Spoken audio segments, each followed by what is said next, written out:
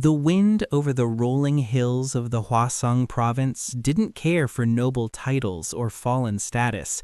It blew just as harshly against the silk robes of a disgraced lord as it did against the rough burlap of a common laborer. Ji-hoon stepped out of the lead carriage, shielding his eyes from the midday sun. Behind him, his father, Lord Dojin, and his elder brother, Ji-woo, were already grumbling about the humid air as they prepared to depart for their new, low-ranking posts at the provincial government office. His mother, Lady Sora, stood by the entrance of their new home, a modest but dignified Hanok estate. It wasn't the palace they had left behind in the capital, but it was far from the hovel Ji-hoon had feared. They still had their dignity, 5 loyal servants, and a small contingent of guards. "Ji-hoon, don't just stand there like a decorative screen," Ji-woo called out, adjusting his official's hat. "Help the servants with the delicate crates before we leave." Ji-hoon sighed, moving toward a heavy wooden chest filled with his prized books.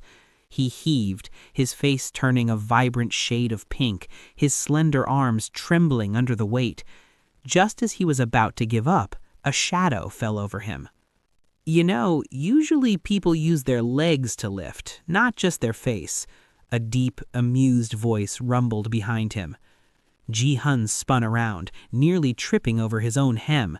Standing there was a man who seemed to be made of sun-baked earth and solid muscle.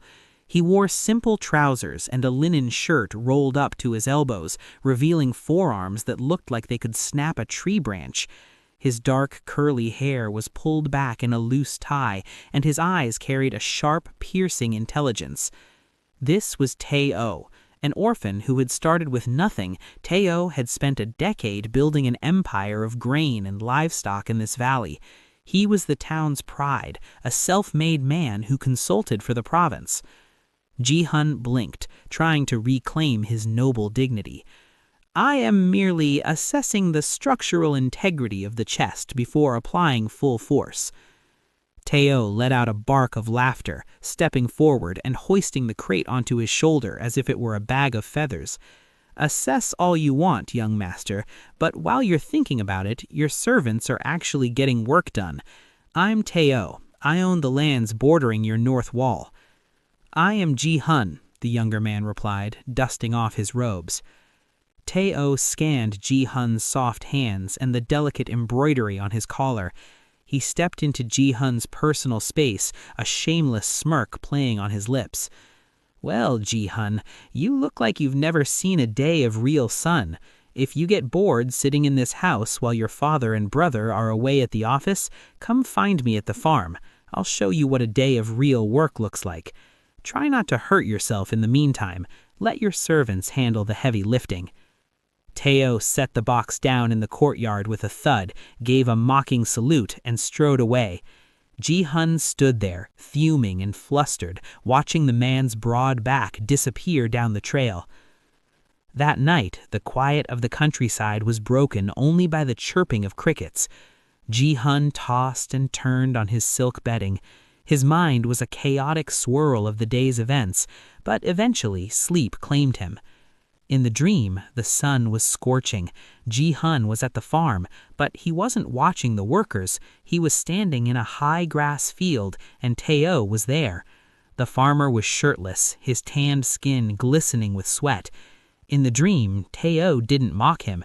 Instead, he walked close, his large, rough hands sliding up Ji-hoon's arms, pulling him flush against a chest that felt like heated stone. "You're so soft, Ji-hoon," Tae-oh's voice whispered in his ear, dark and hungry. "Why are you pretending you don't want this?" Tae-oh's lips brushed against Ji-hoon's neck, and a jolt of pure, unadulterated heat raced through him. Just as Tae-oh's hand moved lower, slipping beneath the silk of Ji-hoon's inner robes, Ji-hoon jerked awake. He sat bolt upright in the dark room, his breath coming in ragged gasps. He looked around the silent chamber, the moonlight filtering through the paper doors. Then he looked down. "Oh no," he whispered, his face burning. His lower area was uncomfortably sticky. The front of his sleeping robes were ruined. He sat there in a daze, his mind reeling. What was that? Why was I dreaming about that brute? Was I really just fantasizing about a man who smells like dirt and manual labor? He groaned, burying his face in his hands. He blamed the explicit books he'd secretly read back in the capital, the ones hidden behind the dry scholarly texts. It's the books. My mind is just corrupted by that trashy fiction, he told himself. Moving as quietly as a cat, he scrambled to change his robes and strip the soiled bedding. He had to be careful. Bomi, his personal servant, was sleeping in the adjoining room. If she heard him, the shame would be eternal. He bundled the clothes into a corner, hiding them behind a screen, and lay back down, staring at the ceiling. How am I supposed to look at him tomorrow? The next morning, Ji-hoon woke late. His father and brother had long since departed for their government posts in the distant city. He stepped out into the hall, looking for Bomi. He found her in the courtyard, hanging laundry. When she turned to greet him, she gave him a strange, sneaky look, her face turning a bright shade of pink as she quickly looked away. Ji-hoon froze. He looked at the laundry line. There, swaying in the breeze, were his robes from the night before. He didn't say a word. He marched back into his study, his heart pounding a frantic rhythm of mortification. He tried to read, but after an hour of staring at the same line of poetry, he gave up. The image of Tae-oh and the sun was burned into his retinas. "Bomi," he called, "prepare my walking shoes. I'm going out." His mother, Lady Sora, looked up from her embroidery as he passed through the main hall. "Ji-hoon, where are you going in this heat?" "Just exploring the boundaries of the estate, mother," he lied, his voice a bit too high-pitched. With Bomi following a few paces behind, Ji-hoon made his way toward the northern farm. Bomi, having surveyed the town the day before, led the way with a knowing smirk that Ji-hoon pointedly ignored. As they reached the edge of the fields, the sight took Ji-hoon's breath away. The farm was a hive of organized activity, but in the center of it all was Tae-oh. He was shirtless, his long hair packed in a half updo, with the rest falling over his broad, tanned shoulders. He was swinging a scythe with effortless power, every muscle in his back rippling and glistening with sweat. It was exactly like the dream, only more tantalizing because it was real. Ji-hoon sat on a stone bench under the shade of a willow tree, trying to look like he was merely admiring the landscape. The workers greeted him respectfully, and he nodded back, his eyes surreptitiously hunting for Tae-oh. Tae-oh eventually spotted him. He handed his tool to a worker, wiped his brow with a rag, and strode over. As he got closer, Ji-hoon realized just how large the man truly was. Well, if it isn't the young master, come to check the structural integrity of my rice paddies? Ji-hoon looked at Tae-oh's chest, then quickly looked at the sky. The weather was conducive to a stroll. I am merely observing the local agricultural techniques. Tae-oh leaned one hand on the back of the bench, looming over Ji-hoon. He smelled of sun, earth, and virility. "You're said so because you've been staring at my agricultural techniques for 10 minutes without blinking. You're going to get a sunstroke, Ji-hoon." "I am not staring," Ji-hoon huffed. His face was a brilliant crimson. "I am contemplating." "Contemplating what? Whether I'd look better if I put a shirt on?" Tae-oh teased, leaning closer. "Or maybe you're wondering if I'm as strong as I look." "You are incredibly shameless," Ji-hoon whispered, his voice trembling slightly. "And you are incredibly obvious," Tae-oh countered with a grin. He stepped back, reaching into a basket and tossing a fresh peach to Ji-hoon.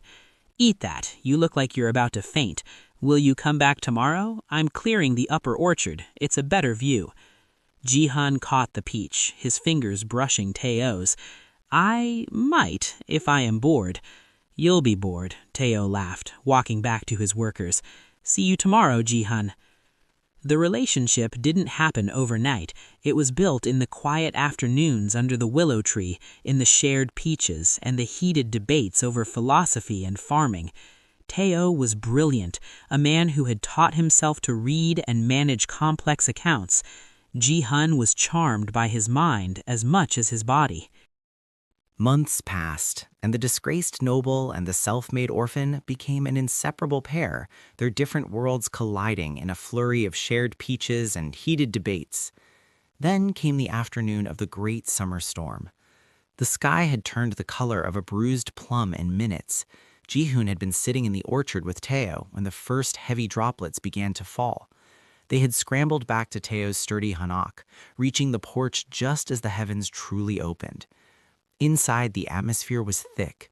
The roar of the rain on the clay roof tiles created a wall of sound that made the room feel impossibly small and private. Tae-oh lit a single oil lamp, the warm amber glow dancing over the sharp planes of his face. "You're shivering," Tae-oh noted. He stepped closer, his presence as grounding as the earth he tilled. "It's just the cold," Ji-hoon lied, though his heart was hammering a frantic rhythm against his ribs. Tae-oh didn't pull away. He reached out, his calloused thumb tracing the line of Ji-hoon's jaw. "The family pardon came through yesterday, didn't it? Ji-woo told the village elder you'll be leaving for the capital within the week." Ji-hoon looked up at him, his eyes wide and honest. "They are leaving. I don't want to go back, Tae-oh. I've lived my whole life for them. In the capital, I was just a ghost in a library. Here, with you, I feel like I can finally breathe. I've always longed for freedom, and I finally found it." Tae-oh's expression softened, but his voice remained careful. "And your mother, your father, will they not be saddened by your choice?" Ji-hoon let out a small, shaky laugh. "They will likely disown me before the sun sets. My father will roar, and my brother will look at me with disgust. But I don't care. I want to live for myself now. I want to live here." Tae-oh didn't say anything for a long moment. He reached into his small wooden box on the shelf and pulled out a delicate gold ring hanging on a thin, sturdy chain. "I bought this for you weeks ago. I was going to let you go without saying a word, thinking you belonged in a palace. But if you're staying, then you belong to me." He stepped behind Ji-hoon, his large fingers working the clasp as he placed the necklace around Ji-hoon's neck. The gold felt warm against his skin. Tae-oh's chest pressed against Ji-hoon's back, and the air in the room suddenly felt electric. Tae-oh turned him around, his eyes dark with a raw, shameless hunger. He began to undo the silk ties of Ji-hoon's outer robe. Ji-hoon's mind was a whirlwind. He's really doing it. Oh gods, his hands are so big. My skin feels like it's on fire. As Tae-oh lifted him effortlessly and carried him to the bed, Ji-hoon's internal dialogue took a turn for the frantic.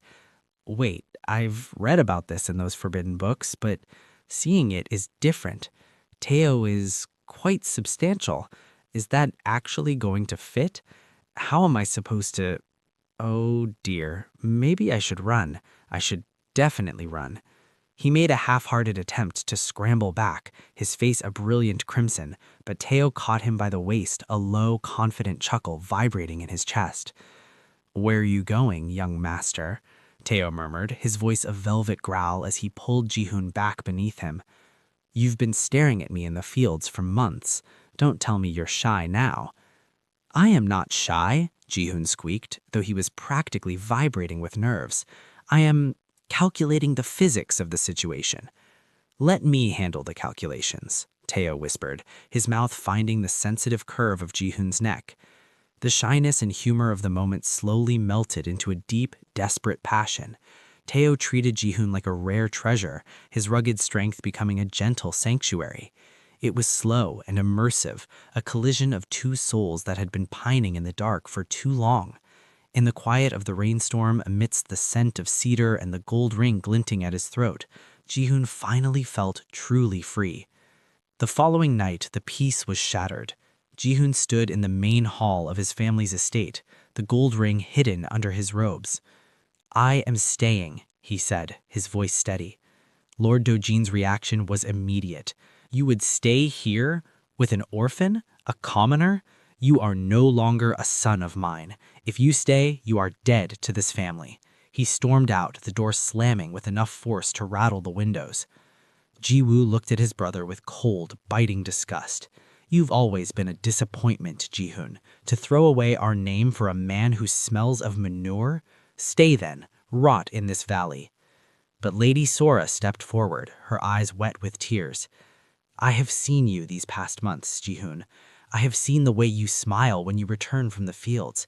I have seen your happiness. Be careful, my son. I will leave the household items and your favorite books here. Live well. Bomi, wiping her eyes with her apron, snuffled loudly. Take care of yourself, young master. Don't let that big farmer be too rough with you. In the morning, Ji-hoon stood at the gate and watched the carriages depart for the capital. He felt a strange lightness as the dust settled. He turned his back on his old life and walked towards Tae-oh's farm, ready to start his future. Their life together was a domestic dream. They were shamelessly in love, often caught by blushing workers in the most scandalous of positions, be it against the sturdy oak of the dining table or deep within the high stalks of the summer corn. Tae-oh worshipped him, and Ji-hoon found a freedom in Tae-oh's arms that he had never known. But jealousy is a weed that grows best in fertile soil. Tae-oh's success had garnered enemies. A group of wealthy, corrupt farmers had grown jealous of his prosperity. They had approached Tae-oh with a plan to sell tainted grain to the government, but Tae-oh had refused, costing them a massive contract. He thinks he's a king, one of the farmers, a bitter man named Sang-woo, spat, and he flaunts that disgraced noble boy as if it's a virtue. We killed 2 birds with 1 stone. We break Tae-oh's heart, and we rid the province of their filth. The tragedy struck on a golden autumn morning.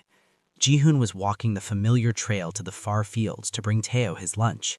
He was whistling, thinking of the warm smile he'd receive. Suddenly, a cry for help echoed from the woods to his left. Please, someone, my foot is trapped. Ji-hoon stopped. He was skeptical, his noble education warning him of traps, but the cry was so piteous. He stepped off the trail and moved towards the dense trees. Hello? Where are you? He stepped into a small clearing and froze. There were 3 men. 2 were massive, their faces obscured. The third was a small, framed man with a trembling voice. Ji-hoon dropped the food basket. The sound of the pottery shattering felt like the sound of his own heart breaking. A sudden cold premonition washed over him. This would be the last morning he ever saw Tae-oh. Before he could scream, a heavy hand clamped over his mouth. A cloth soaked in a sedative was pressed to his face. Ji-hoon struggled, his vision blurring, a single tear slipping down his cheek. I love you, Tae-oh, he thought as the darkness claimed him. Meanwhile, on the farm, Tae-oh felt a sudden, sharp chill in his chest. The sun was high, but the world felt wrong. Ji-hoon was late. He waited another hour, then another. Finally, he turned to Jace, his second in command. Jace, watch the gates. I'm going home. Ji-hoon hasn't come. Tae-oh followed the trail home, but the house was empty. He ran to the library, the village square, and his favorite stalls. Nothing. By nightfall, the entire village was out with torches, calling Ji-hoon's name. The searchers converged on the town square late that night. Sang-woo and his cronies sauntered in, looking smug. Searching for your little pet? Sang-woo sneered, holding up a gold ring on a chain. We found this by the river. Maybe he realized he couldn't live with the shame of being with someone like you.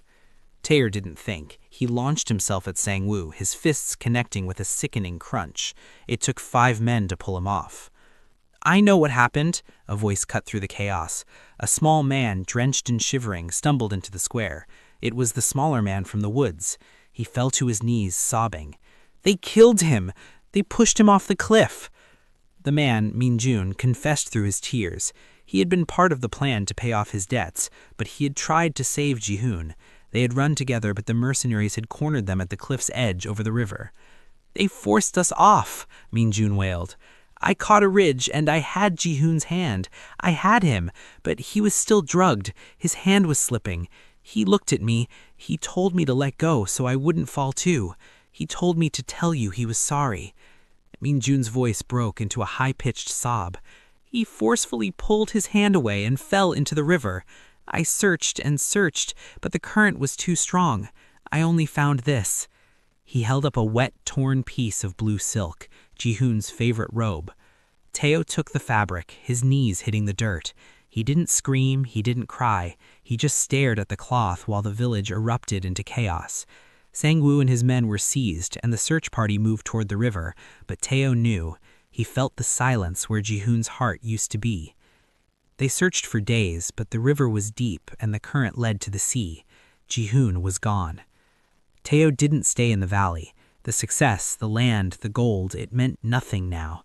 He put Jace in charge of the empire he had built and packed a single bag. Inside, he placed the gold ring and every book Ji-hoon had ever loved.